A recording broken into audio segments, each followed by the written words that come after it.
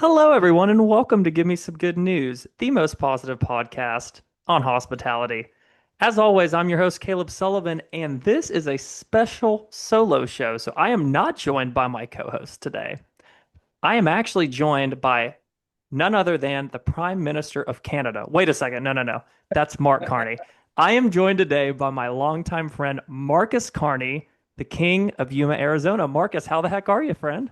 Oh, I'm so good. Thank you for having me, Caleb. And, being able to connect myself to the prime minister, it's pretty great because, like, how many other politicians are so universally appreciated? And I think right now he is one of the top politicians on the planet. So I know Canada loves him. I know when Yep. I make jokes and references, like you just did about being named Marcus Carney, it's popular. So, like, you know what? Yeah. And I don't know, maybe I have some like lost relative connection to him that I don't even know, Yeah, maybe. right? I Maybe. think that might be it. So, you being in Yuma, maybe there's like a sister city program that needs to happen in Canada. Do you guys have a sister city? It's a good question. We're not super active with our sister cities, but we do have a lot of Canadians down here, so There you go. So we found the you know, connection. I think we Man, figured it out. I tell you what, you and I are connected uh, by a Canadian, Julie, on the DI team, and that Yeah, that's a that was a smooth transition, folks. that And was nice. the reason we're here today is you and I would say we've been vocal about something very important to both of us. And Yeah. we were on a call with Julie the other day talking about professional development in our space. And, the destination marketing space is unique, that it's a small world, but it's also a very large world. And, there's only a few DMOs, but it's a lot of, countries, states, municipalities that we represent. Um, and you and I were just kicking around some ideas on professional development, retention, keeping people in the industry, helping people grow. And you yourself, you're a CEO, so you have a front row seat to this. And one of the things I wanted to do is kind of get a little bit of, I guess, overview of your career path because your career path is unique in that you've always wanted to be a CEO of a DMO. So kind of tell me how you got here. Yeah, no, that's a great question because I have had a pretty unique when it comes to destination organizations career path where early on, so when I originally thought I was going to be an education person, I was an education major. I was like, I'm going to be a coach and elementary school teacher, and decided that maybe wasn't the right path. And then had some connections in history. I was like, God, maybe this is it. But eventually I came out and I was like, you know what, maybe tourism's the thing. I was a tour guide in Seattle and was like, God, I love the tour guide thing. I love restaurants, I love hotels, but I was like, my heart doesn't lie specifically in any one of those, right? And so I made the connection of, all right, hospitality. And luckily, I'm also one of the few people who, my stepfather was in the industry. He was the CEO of Fargo Moorhead Visitor Bureau for a long time, and so like I had some understanding of what this career was. I understood what DMOs were. I was probably the only person, whoever was like, at least 15, 20 years ago, who said, that career looks pretty awesome. I want to follow it. And so I interned with DI. I majored in tourism and I decided to follow this path. When I was interning at DI, something that was super interesting, and this was the 2008, I interned around the annual convention. And so, like setting up my career path, saying, what should I do? And was asking a lot of folks like, okay, so like if I want to one day become a CEO of a visitor bureau and I want to follow in this career, what does that look like? And at that point, DI was maybe a little bit, or I guess DMAI at the time, which was right after it was IACVB. So that's for all the old heads who are listening. Um, uh, so the last name. But so talked to a lot of the CEOs. DI focused on mostly CEO content, so it was mostly senior leadership and only CEOs that were at the convention. There weren't a lot of managers and coordinators and younger professionals. It was people who have already been in the career path for 20, 30 years, right? So like those were the people I was having a conversation with. I was obviously an intern, so like I didn't matter to a lot of them. Some of them are still around today, and I probably still don't matter to some of them. But had the conversation about, hey, like if I want to go there, what do I need to do?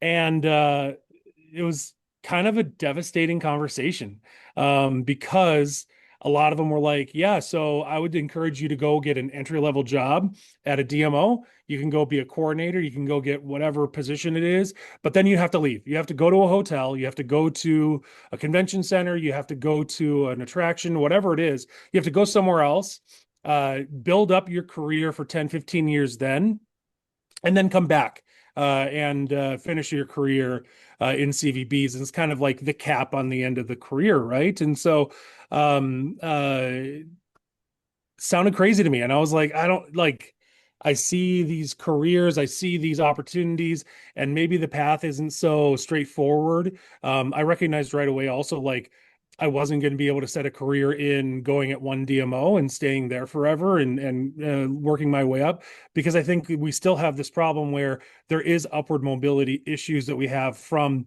coordinator to manager to VP, whatever it is, directors, and to the leadership positions, because like you said, there's one in every city. Hmm. We're expanding, and cities are adding, tourism to their plans, and so more cities are adding these. But still, you're not talking about some of the other industries where there maybe is a lot more opportunity. And so, my career path then followed me through a bunch of different DMOs. I started at a Chamber of Commerce. I then went to travel Tacoma. I went to visit Walla Walla.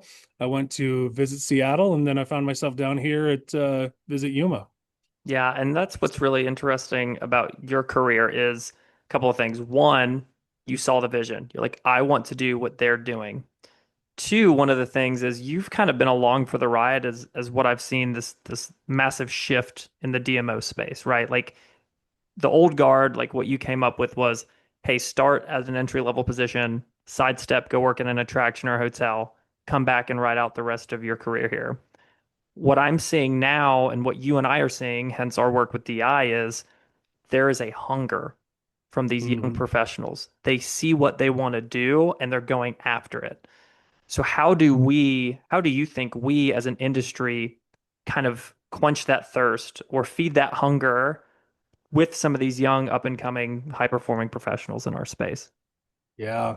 And that is an important question, right? Because again, DI purposely making that adjustment from their annual convention to offer more educational opportunities. We've seen the change. For a lot of people who are going to listen to your podcast, they've only seen the post that change of Destinations International. And really, I do think it comes from that was kind of a shifting time period for the industry where there were a lot of leaders who had gotten their positions in the 90s when a lot of DMOs were started, and they were retiring in the 2000s, 2010s. And so then there was a lot of leadership that had maybe had some time to work in the industry. But now we're getting leaders who maybe had to leave the industry, and they are saying, gosh, I sure would have loved to not have to leave and come back. A couple of years ago, there was a big conversation about a lot of our industry leaders retiring, and I think we're starting to see some of them. They started a couple of years ago, and they're still, kind of going through that cycle of a lot of them leaving and retiring right now. And so they realized that there needed to be some sort of like pathway to this. And so, we've been making the strides as a destination organization industry where that hadn't been opportunities before, but we recognize that it needs to be now. And so it is great to be able to see the change from what that was once years ago to what we are now. And, Caleb, I think one of the things that we really connect on is the fact that we want to set a path for future leadership and future leaders in this industry so that this industry lasts beyond us, because I think that we both recognize and appreciate the impact this industry can have for our communities, for our country, for our world, and that to me is ultimately what we're here for. The power of travel is the power of connection, the power of bringing people together to bring down borders and walls and to cut out any kind of miscommunication and misunderstanding of who people are, and Hmm. travel allows that. And that's the unique, special thing that we get with our industry is we get to be a part of that.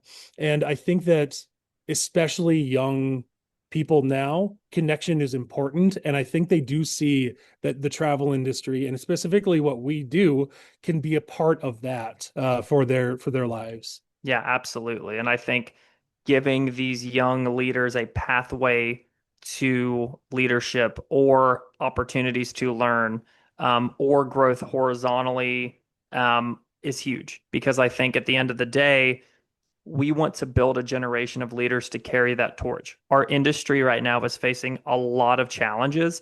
We need to have the right people in the right place with the right understanding and context to take that torch and run the next leg of the relay. And I think the Yeah. work that we do day in and day out on a volunteer basis with DI and even with, just other colleagues and group text and this and that to encourage one another in this industry is kind of key. You know, uh, I kind of want to touch on something that I find interesting and why I think you and I have really good perspectives to help with this.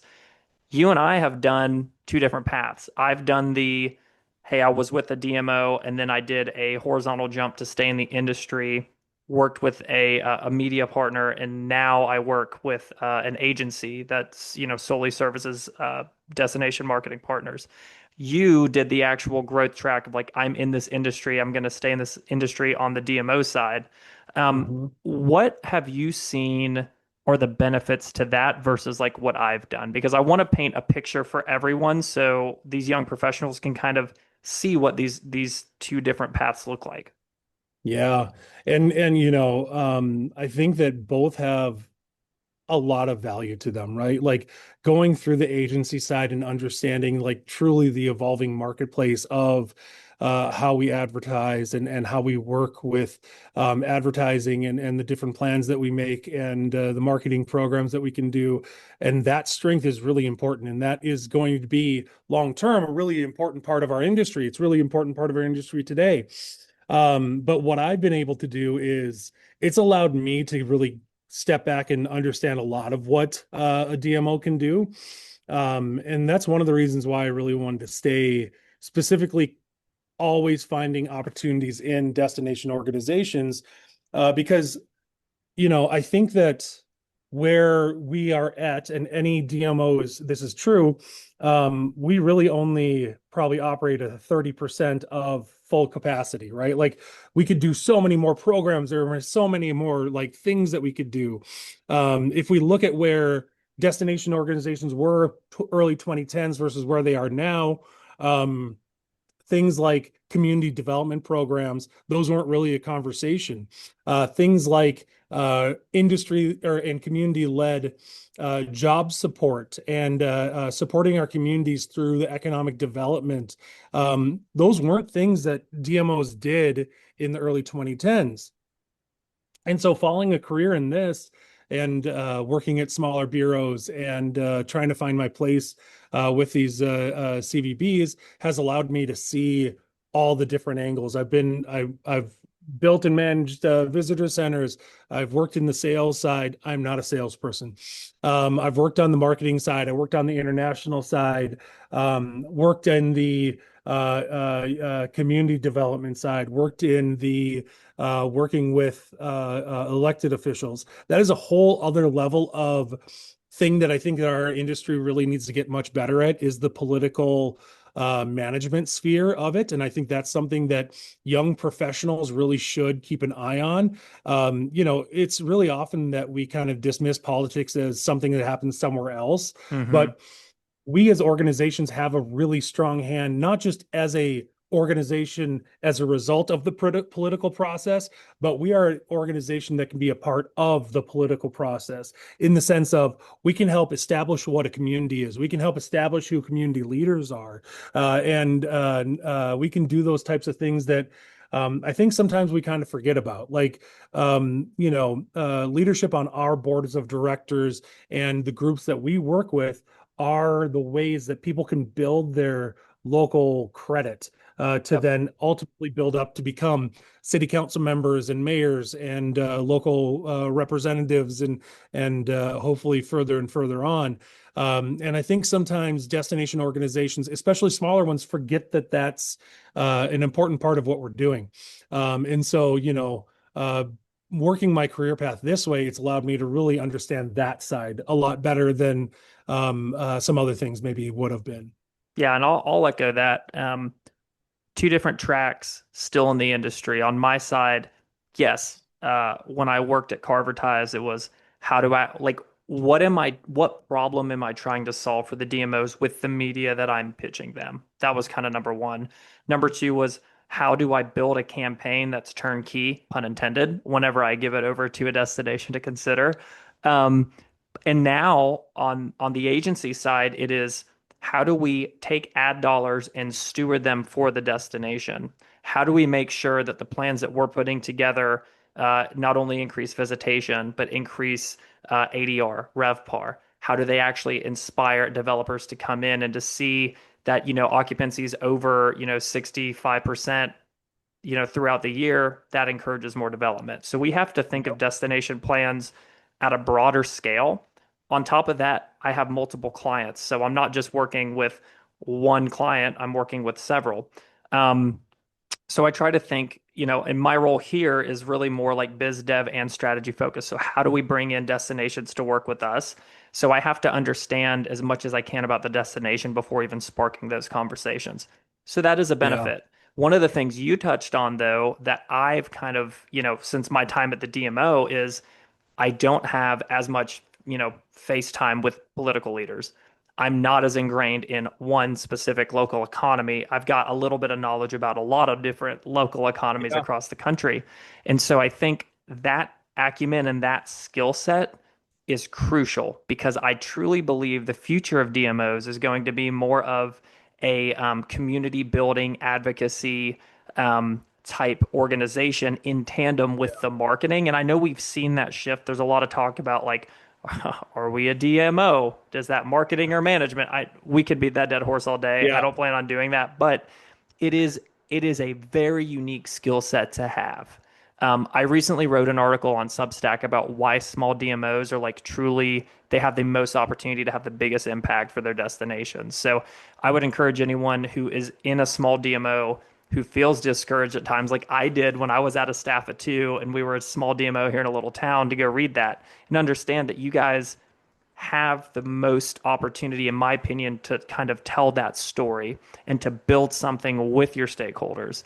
Um, so I think that's key. And I think for any young listeners or rising professionals who are really trying to make an impact, I would encourage you to listen to both sides of this coin because there sometimes people get stuck trying to do the vertical track in their DMO, which was kind of my story, as like we were a staff of two, there was nowhere for me to go up. So I was like, but can I serve the industry somewhere else? And that's kind of how I've carved my career path.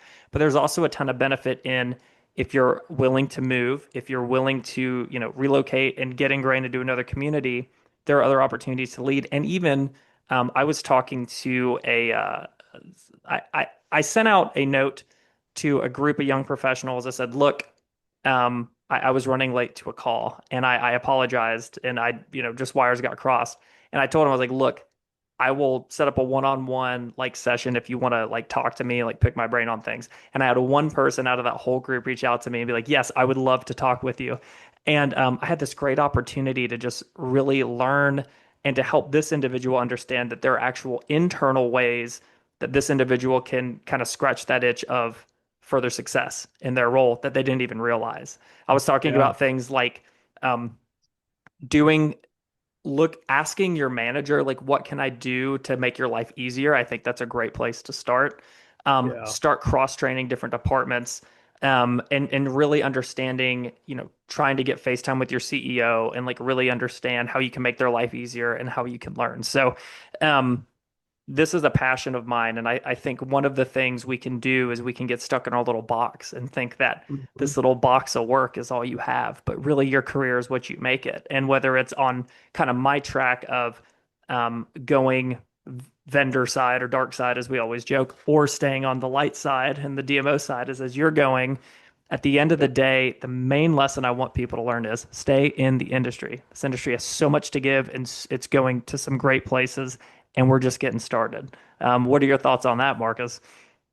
I think you touch on a lot of really interesting things about like, I think one of the things I hear a lot from young leaders and young professionals in our industry is like, first off, in general, things are overwhelming right now. There's a lot of things going on. There's a lot of ways to communicate. People, even young in their careers, like when I started, I did put in a lot of hours. I was working a lot of extra hours in the office and that kind of stuff. But there was a lot more of an ability for me to shut it off, leave, and not be contacted after I left the office, right? Like I may work until 8, but I wasn't getting a call at 9. Now I feel like that has kind of changed where people are more willing to cut at 5, but they're getting a call at 6. And so I think for young professionals, they see that and it's really easy to be like, if this is next 40 years, how am I going to take this? And so I think that there's a lot of like immediate response to that. And so it can get really discouraging when you're a young professional to say, well, I see the career path. I hear about the frustrations about maybe not a lot of that opportunity coming up for me, for these other people or for me. And so why would I? Why do I need to, go out extra hours? Why do I need to answer the phone? Why do I need to ask my boss, how can I help you these extra ways? How can I make their life easier? Because like the truth is sometimes the path doesn't seem very enlightened. It doesn't seem very exciting. It doesn't seem very promising. But the reality is like there is so much, and like the things that I see positive with young professionals is they want their world better. They want their community better. They want the world that we inhabit to be a better place.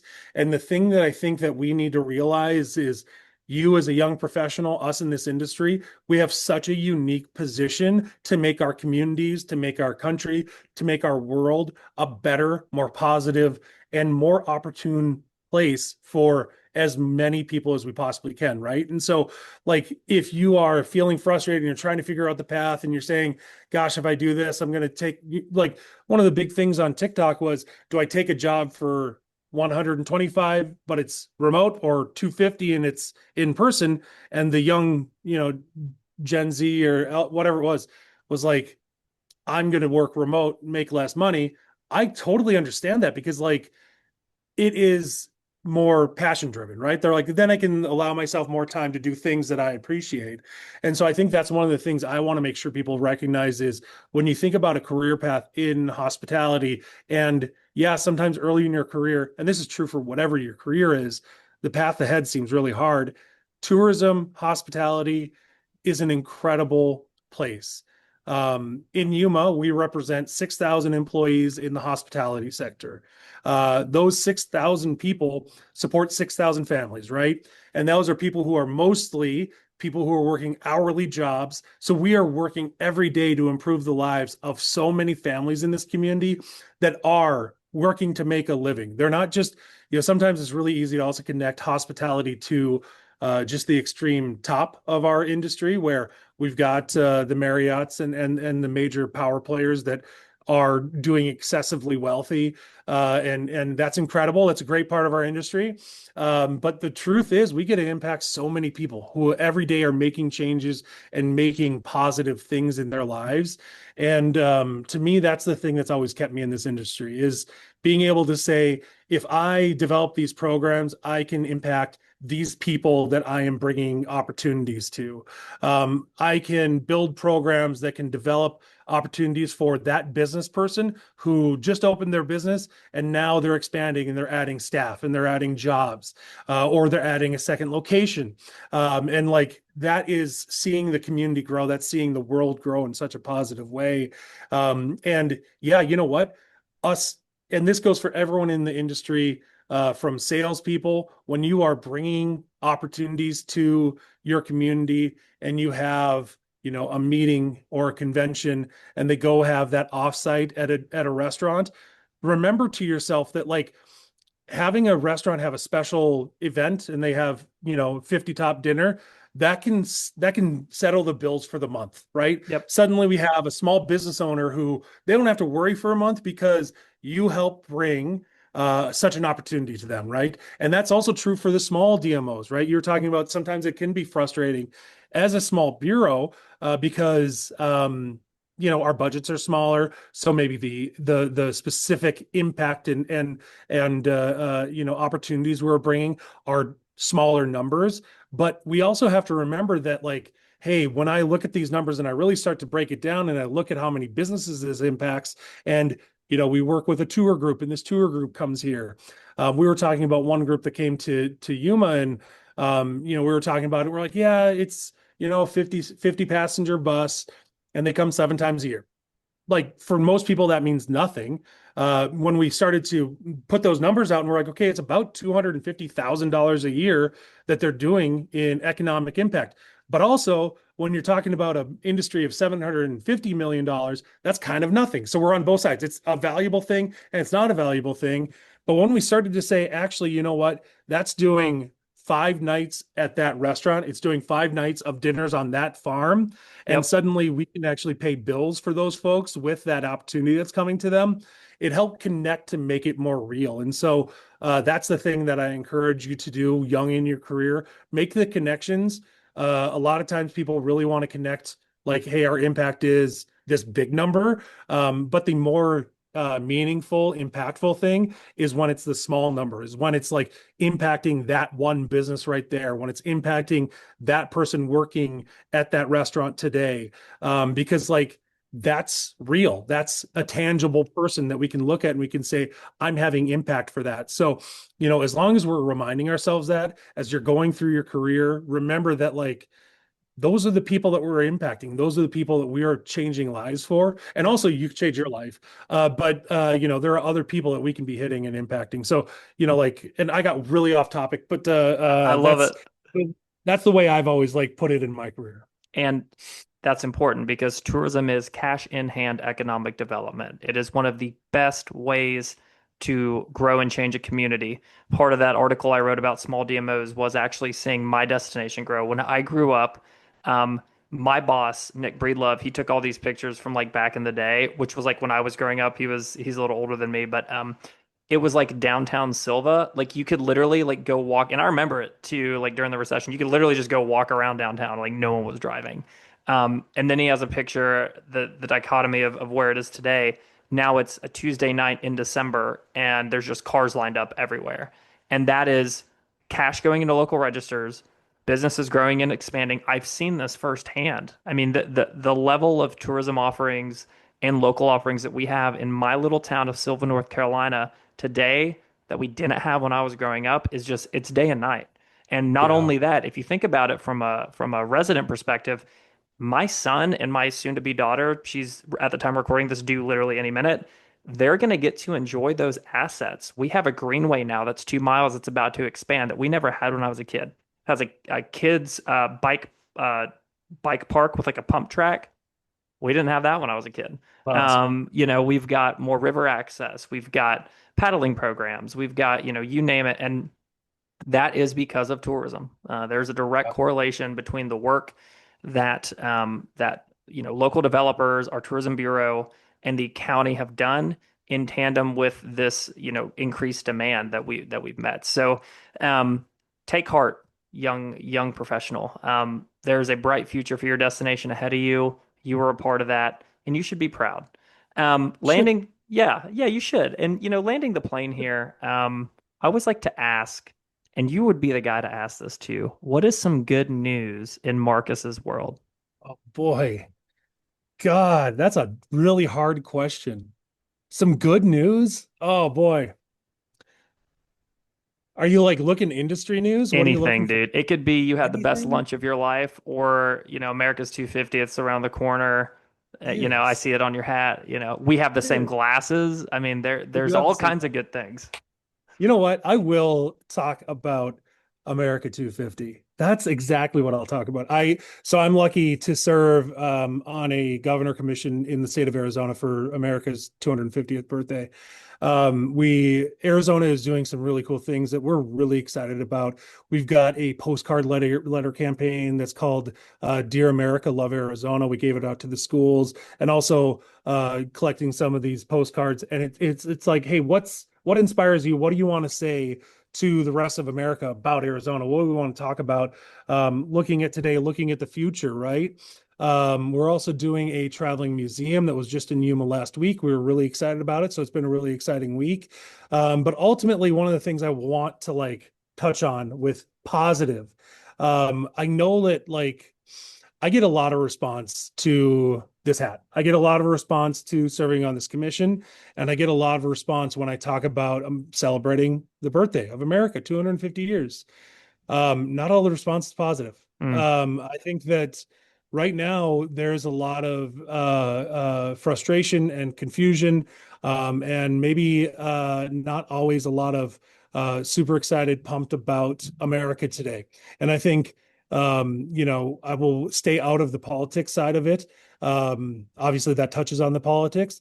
But I will say to those who are frustrated and those who are saying, but why should we celebrate America's birthday? Um, the truth is, no matter what your political stance is, there's a lot of positive to think about what the country has done, the progress that we have made, the progress that we can still make, where we're going to be in 5 years, where we're going to be in 20 years, where we're going to be in another 250. And ultimately, it comes down to us as individuals, right? If we want to make a lasting impact of where we're going to be as a nation in 250 years and what the land I'm sitting on, and if it's still connected to the land that you're sitting on, Caleb, on the other side of the country, it comes down to what we do today and how we react to the news and how we react as a community. I talked a bit about how travel, the reason that I'm in travel is because connecting people brings down those barriers. And I think that people have gotten really kind of comfortable entering into the echo chambers of their side of the internet and yep. never exiting. And I think that the more that you get out of that echo chamber and the more that you put yourself into communities that you never thought you'd be in, go sit at a restaurant of people who maybe they have political signs that don't agree with yours. Sit in there and talk to them. Don't talk about politics. Talk Yes, please about don't. talk about sports, talk about your family, talk about things that drive you and that you're passionate about. And you'll recognize very quickly that there's not a lot of difference here. Like there is a lot more similar across the United States and across the world than there is different. And I think that a lot of times, especially lately, and it kind of feels like, especially since COVID, Yep. COVID, we saw those like horrible videos of people yelling at grocery store clerks and different, whatever it is. I think that we all need to maybe set aside sometimes our own pride and our own opinion and enter into a conversation without an opinion, without an expectation on what that other person is going to say. Because I think that once we realize that the person that we were talking with has a lot more in common with us than they do different, it's going to be positive. And we got to find a way to get out of those echo chambers and listen to our neighbors because our communities are much more diverse than we realize. And your neighbor has just as much value as you do. That's what I was going to say. Absolutely. Man, well said. And the more I travel, the more that becomes true. I Right? the more of this wonderful world that we all live in, I experience as a human, the more I understand that we have more in common than separate us. So, what a great way to end this podcast. Marcus, I just want to say thank you for your friendship. Thank you for joining me. And if people wanted to learn more about you or get in contact with you, where can they do that? Oh boy.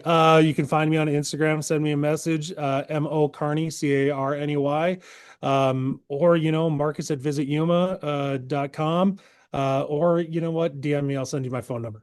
But I'm available, I'm around. I'm always happy to talk. And Caleb, we're talking about career progression. Young professionals, I'm happy to talk. I think that and Caleb, I'm so proud of the work that you're doing and the fact that you're willing and for Paradise, not a lot of agencies would say, yeah, let's help support this industry this way. So kudos to you and to Paradise for taking the time to see the future of this industry and to set a positive future for this industry. So and kudos to you on this podcast. So exciting to see. I think everyone wants to hear you talk and everyone wants to hear you sing. We need to do a karaoke version of this podcast. That would be amazing, and I'm down for that. It'd also be So terrible. it It'd would be also be terrible, but it would be beautiful. It would. it'd be beautiful. Oh man. Well, that well said, dude. I appreciate that. Proud of the work we're doing, proud of this industry. And if people want to find me, Caleb Talks Tourism on Substack, Caleb Sullivan on or Instagram, on LinkedIn, um, and C Sullivan at paradiseadv.com. And this has been some good news.